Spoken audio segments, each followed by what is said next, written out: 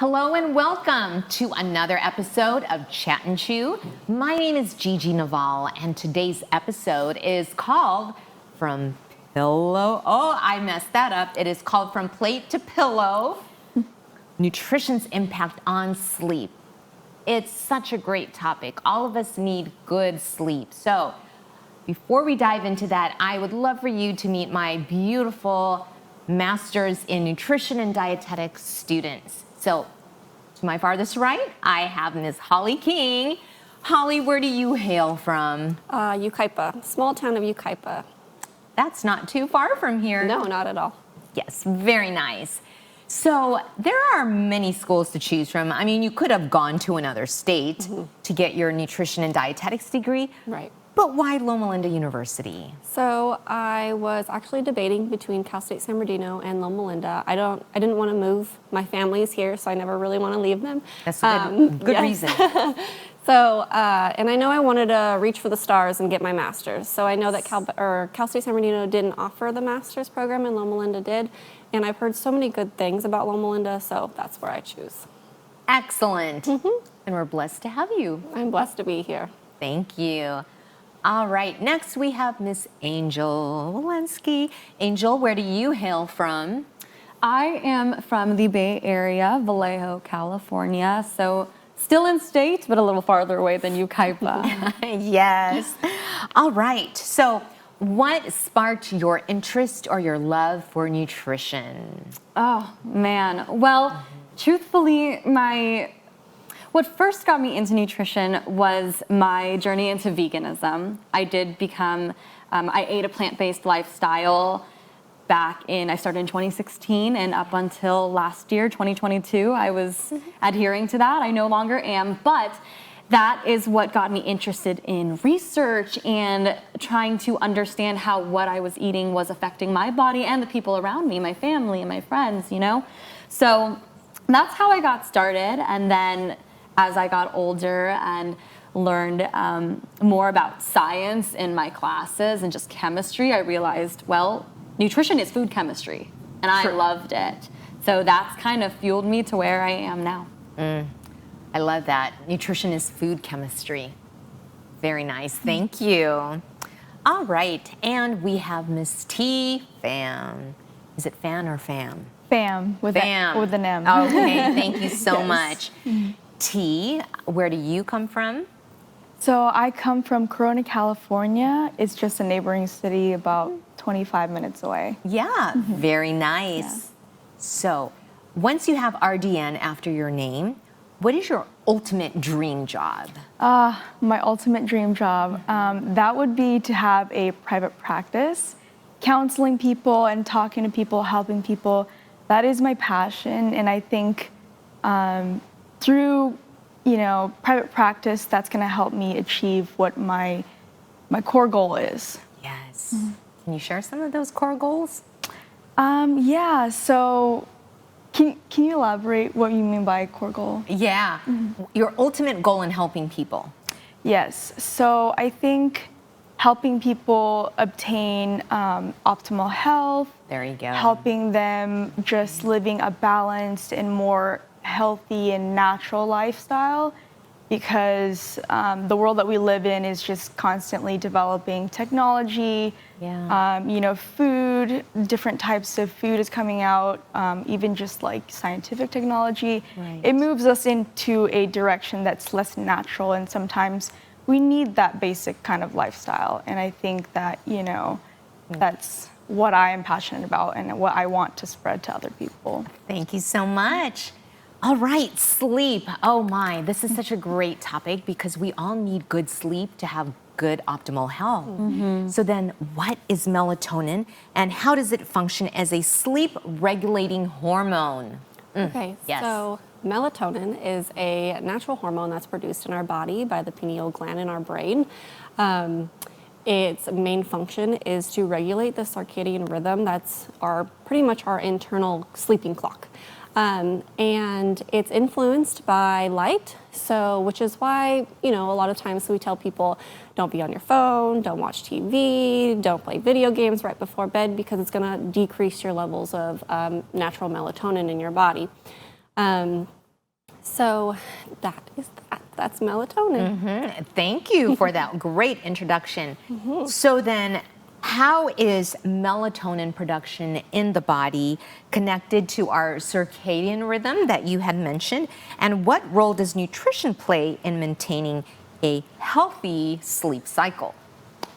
Yes, so first of all, melatonin is directly related to your sleep cycle.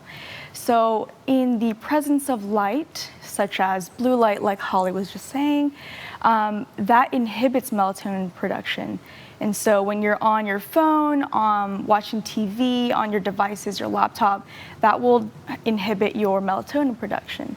And on the other hand, in the absence of light, so in the darkness, around evening times, things like that, your body will naturally produce melatonin.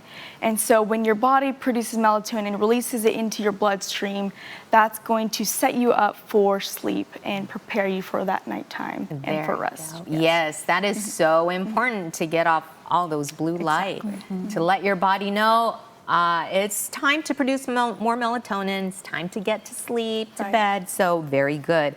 So then, how would you explain the relationship between late night snacking, blood sugar fluctuations, and one more thing, and their impact on sleep quality? Well, the relationship between blood sugar levels and sleep quality is complex. So your blood sugar levels can impact your sleep, and your sleep can impact your blood sugar levels. It goes both ways, so it's really important that we focus on optimizing both. So in a normal, healthy, functioning body, when we eat food, particularly food that's higher in carbohydrates, right? So our body breaks it down into glucose or sugars. And now our pancreas, a really special organ, releases a special hormone called insulin, and that's what unlocks our cells so that we can take up that sugar and use it for energy. Right. So, however, insulin levels and the sensitivity, they fluctuate during the day. So actually at night, our insulin sensitivity is less than it is in the mornings, which means that perhaps if you eat a heavy meal before bed, you may experience higher blood sugar levels at night. And this is known as hyperglycemia. And that can cause you to have some sleep interruptions and maybe not as high quality sleep as you could. However, it is really important to note that everybody is different. Genetic makeup plays a role, age, hormones. So actually, there's a chance that you may be more prone to having lower blood sugar levels, hypoglycemia.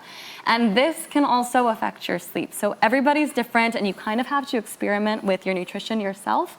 But for example, if you are prone to hypoglycemia, and specifically at night, it's called nocturnal hypoglycemia, you can experience the same sort of sleep disruptions because your body is really, really good at regulating itself. So when you have these lower blood sugar levels, your body hits a switch and says, okay, cortisol, your stress hormone, let's come into play and let's raise those blood sugars up. So that's a really important mechanism that we have in our bodies. However, that means you could wake up with night sweats, nightmares, irritability. So like I said, it really depends on each person. Right. But the timing of when you eat and what you eat can all impact your blood sugar levels and therefore your sleep quality. Yes, you nailed it when you said that each person is different. It could be, blood sugars spike or blood sugars drop too low, and it's so important to know yourself and to personalize all the meal timing and what you eat accordingly. So yeah, and that's why working with a registered dietitian is so important, and that's what you're here for and what the future of we are here for. Yes, exactly. Yes, thank you for emphasizing that. All right, so now we are going to switch gears and talk about melatonin supplements. So my question for you is, what are the potential benefits and the limitations of using melatonin supplements as a sleep aid? And how do they compare to dietary sources? Because there are some food items that actually have melatonin in them. Right, no, that's correct. So using melatonin as a supplement definitely has its benefits. First and foremost, your sleep quality. So it's not necessarily going to enhance the amount of sleep that we get, but it is going to enhance the quality of sleep that we get. And then there's not very many limitations on melatonin supplements. You can take too much or you can take too little. Like Angel was saying, everybody is different. So you could have side effects of either you can have dizziness, you can have daytime drowsiness, you can wake up with a headache. It's all very possible, but not seen very often. And then when you compare them to dietary sources, a supplement is going to have higher concentration. So you can make sure that you're controlling exactly how much you are ingesting in your body by taking a melatonin supplement, rather than eating all of the foods that we will mention later that contain natural sources of melatonin. Yeah, exactly.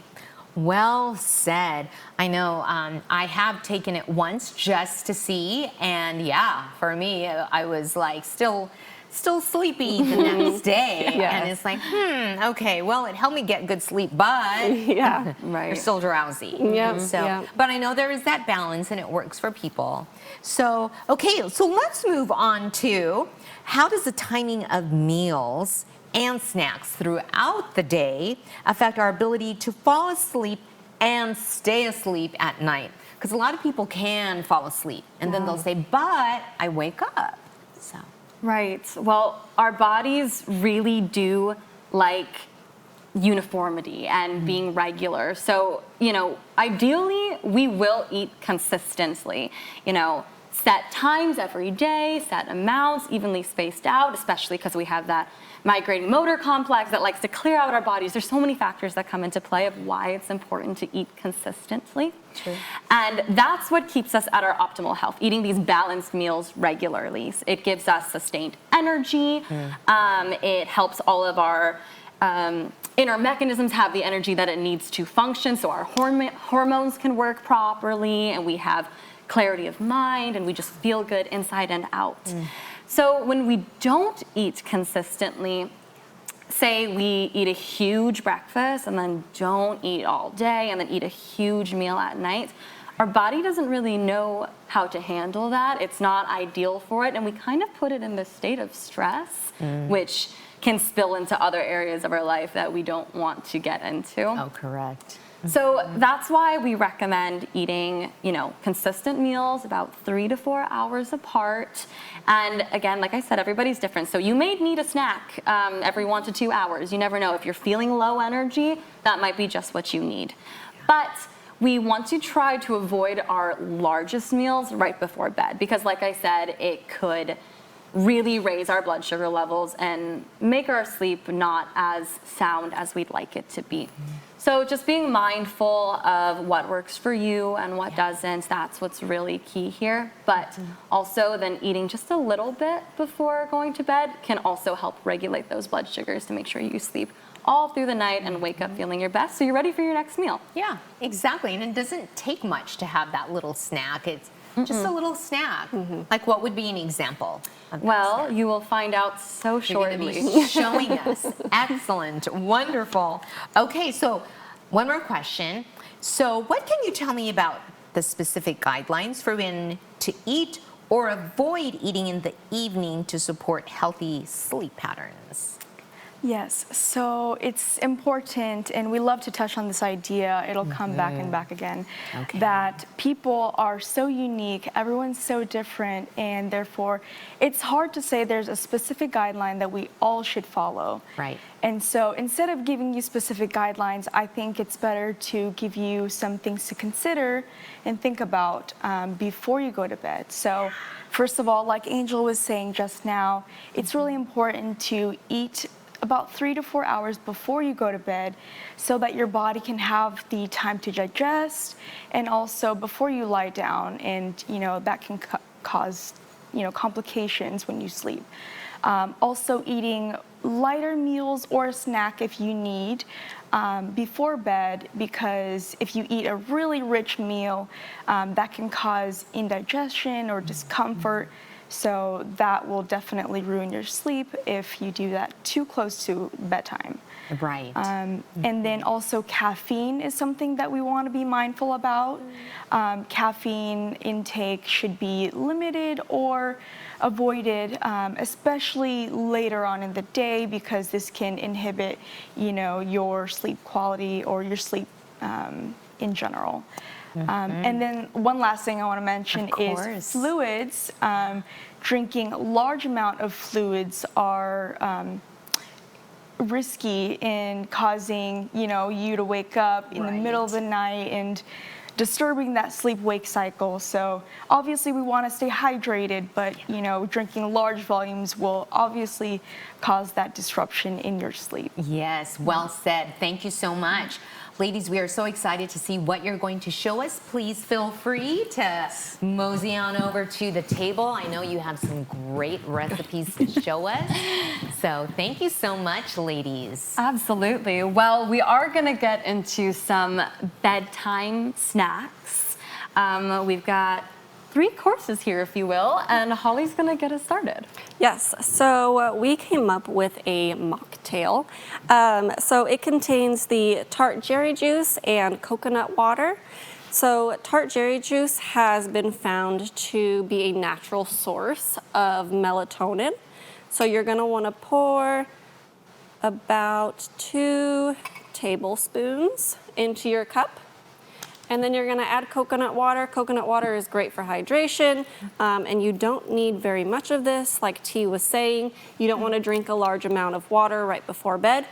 So you're going to do about 6 to 8 ounces of coconut water, and then stir it, add ice. Some people even do like a sparkling cider or a sparkling water, and just to spice it up a little bit. So that would be your nighttime mocktail. I love it. Can we maybe pour some into the rest, and the 3 of us will do a little taste test? Absolutely. I'll do the tart cherry juice and pass that to you. And also, I know that some people like to add magnesium supplements into their mocktail. Absolutely. And that also helps, like we said, as a supplementation and help you get ready for a good night's rest. Thank you. That's an excellent point. Magnesium glycinate is a fantastic supplement that most of us are deficient in. Magnesium is involved in over 300 enzymatic processes in our body, and it's so essential for metabolism and for giving us energy. So there are different forms of magnesium, but glycinate has been shown time and time again in research studies that it's really helpful for good sleep. So people add powders or take their supplements while they're drinking this sleepy time mocktail. Little cheers. Dr. Naval, there's one for you as well. Oh, like. well, okay. Just a little sip to get Ooh, a little sip. Yes. Oh, I want to toast. Cheers. Yay. That's not bad. Delicious. Yes. Right? I love it. I'm going to take mine over here. Absolutely, please do. Excellent. So that's a really yummy drink that you can have to start winding down for the night and help you get that high quality sleep that we're all looking for. And now we have an assortment of snacks. Like I said, we don't want to eat big meals right before bed, so something small will usually do the trick to give you a good night's sleep. And we have a couple things here, not saying you need to have all of these at once, but we have a couple options for you. So the first thing are some crackers and some hummus. So crackers, especially whole grain crackers, are rich in complex carbohydrates, which is going to break down in your body slower than, say, a simple sugar would, especially when you're pairing it with something like a hummus, which has protein and healthy fats in it. It's going to slow down that digestion even more and keep you sustained with energy, the right amount throughout the night. So this is a low glycemic index food. And the glycemic index, it measures the rate at which food is broken down into sugars in your body.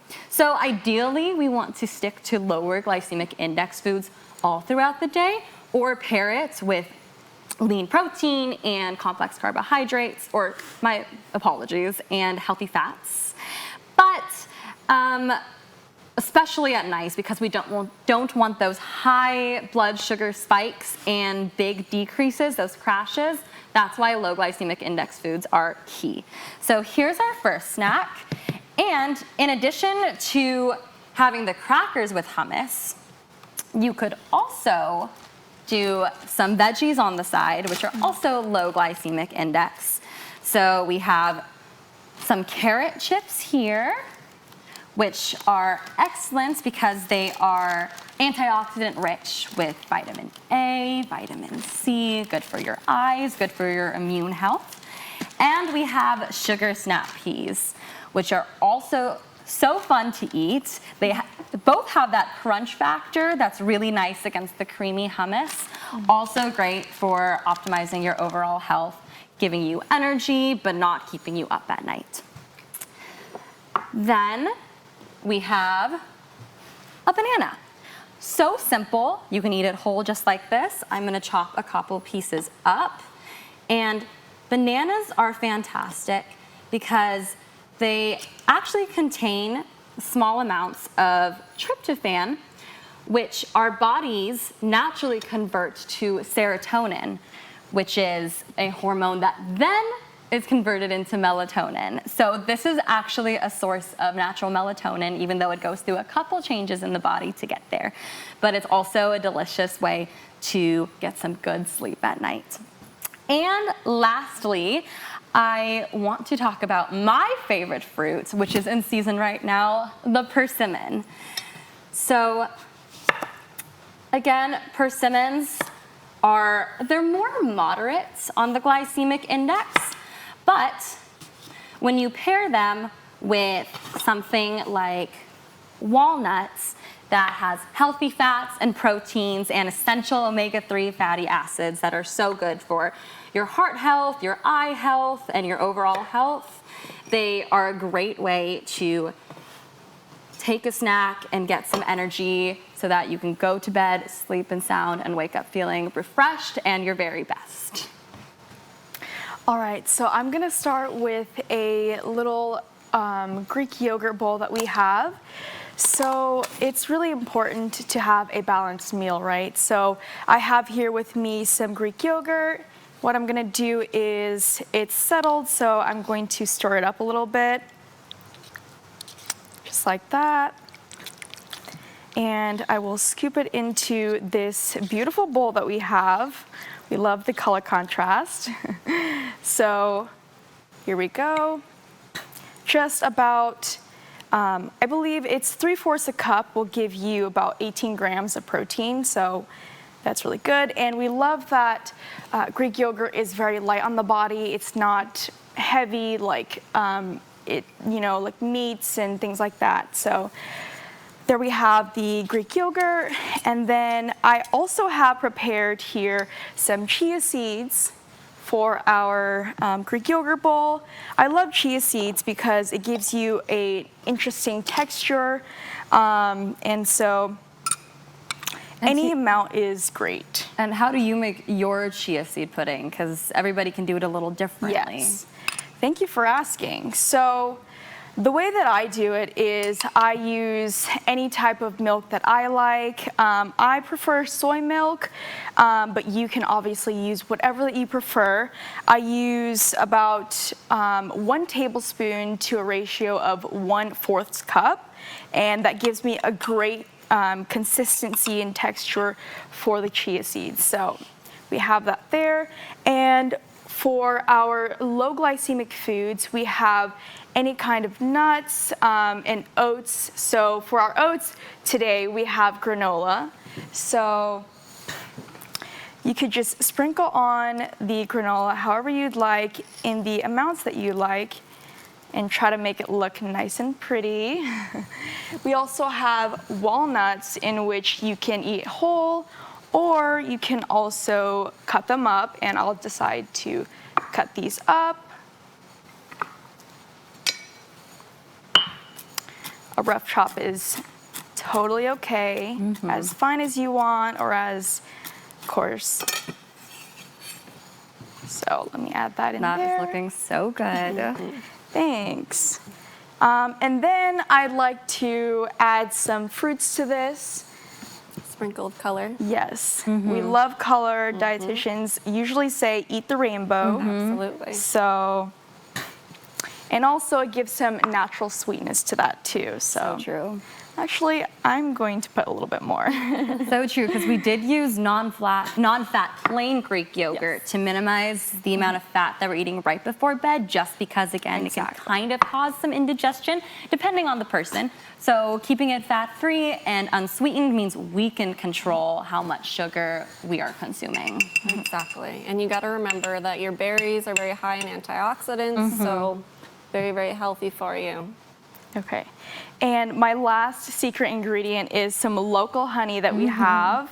And I'm just going to drizzle this on and make it look absolutely beautiful.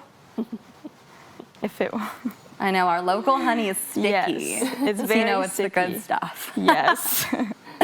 So, and you can always customize this. This is what we have here today. But the things that I love about bowls so much is that it's like a little DIY. You know, you don't have to follow anyone's instructions. There's no real recipe. It's you customizing a meal, you know, into something that you like. You know, just like kind of how you go to like Chipotle, you know, you get to build your own burrito and your own bowl. I love meals that you can highly customize just like this, you know. Right. So Absolutely, and that's something we try to emphasize in our careers. Paying attention to patients' food preferences. You don't want to be forced to eat something you don't enjoy. There is a plethora of healthy foods out there that can do so much good for your body, and it's about finding what you like and being able to put them together into a balanced meal like this with proteins, fats, carbohydrates. It will keep you full and keep you asleep all throughout the night. Wow. All right. Do you want to lift that up a little bit Yes. and show everyone how beautiful that is? Yeah. super simple. These are ingredients you have in your cupboard, probably in your pantry. And so, you know, it's super easy to do and everyone can do this. And very light on the stomach as well. Very, yes. So true. Is there a little tasting spoon around here that we We can have give it a a try? spoon that no one's used. Okay. All right. Well, I'm going to try to take a taste in less than a minute here.